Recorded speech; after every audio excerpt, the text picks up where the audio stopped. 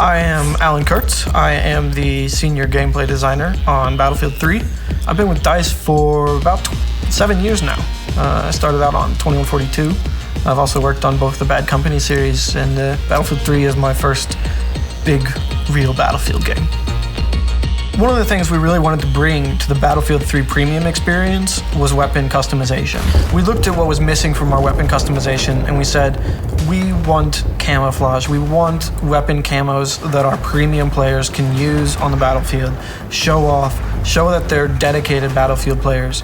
So we have brought the F2000, the pechotnych, the L96 sniper rifle, and the Scar H carbine, and we have brought you some weapon camos that you can unlock through assignments. We think it'll let premium users really stand out on the battlefield. In close quarters, you're getting 10 new guns. 6 of those are really focused on the close quarters experience, and 4 of them are weapons that each kit can take back to the greater battlefield and have a new experience with.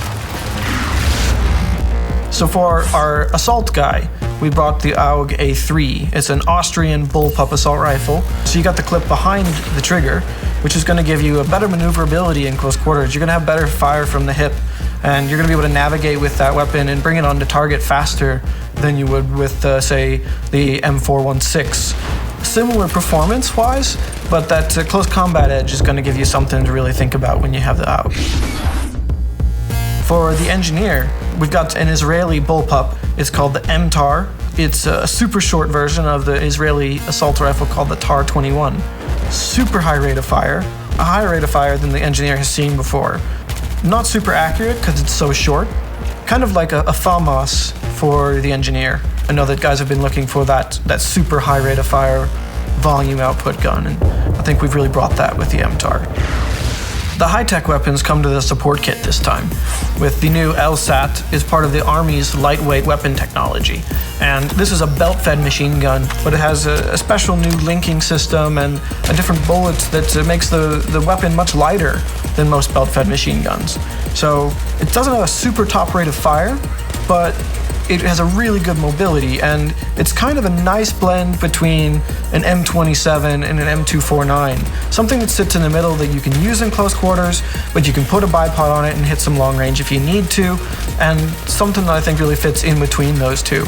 And I think support players will find that gives them an edge in these close quarters in combat. For recon, we went out and we found the M417. And this is a semi-automatic designated marksman rifle. The 20-round magazine, which is a bigger magazine that's been available, with also the big hard-hitting round from the Mark 11 with the 7.62 NATO round. So you're going to get the power of the 7.62 NATO in a shorter, more controllable package and a bit more mobility. It doesn't have the accuracy that the other semi-auto sniper rifles does, but it's definitely going to give you an option beyond just the SKS in a close quarters environment for playing recon, for being that team player with your beacon and with your tugs, and giving your players the intel and still being able to compete on a close combat level. When we look at weapons, we've got the ones that are class specific. We also always have some all-kit weapons, our PDWs, our shotguns. And we looked at our personal defense weapons and we realized we didn't have something that was hard-hitting up close with a good rate of fire. So we looked at the M5K. It doesn't have a very big clip, but it fires a powerful 9mm round. It's kind of a spray gun, not super accurate, but great mobility, super short. It's got the foregrip on the front for some great controllability, and basically just lets a player get in close, hit hard, no range at all, but basically lets anybody kind of be that ultimate close quarters specialist with this gun. Then we looked at the flip side, which is the shotguns. We wanted to bring back a pump shotgun that people could say, this is a combat pump shotgun.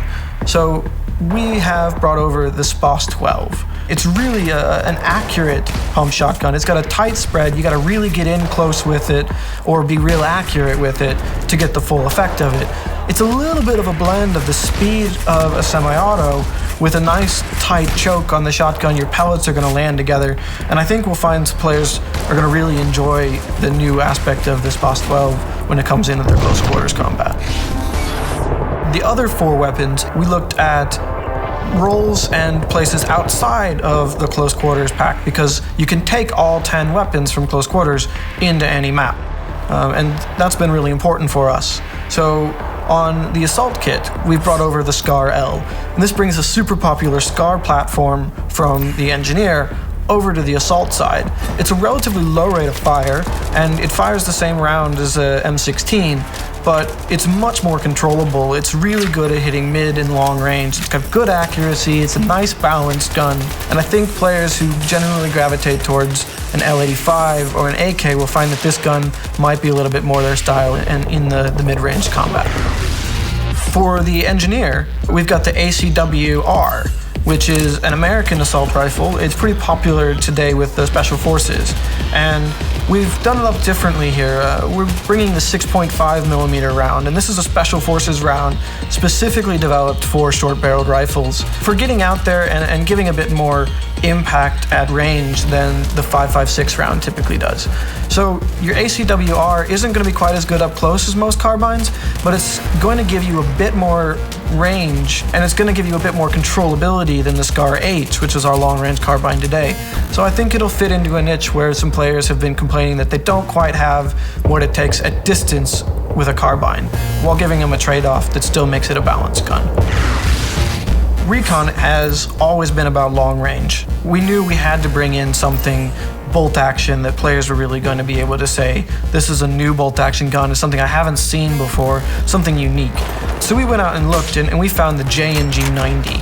This is actually a Turkish rifle, renowned for its accuracy, one of the most accurate sniper rifles in the whole world. We think that players, when they get their hands on this, will be making those long-range headshots and really pulling down some marksman bonus with this one. Finally, for support, we've got the L86 LSW. That stands for Light Support Weapon. This is the British Army's light support weapon. It's a clip-based weapon. It's got about 42 rounds or so in the magazine, similar to an RPK or an M27, except this one's bullpup.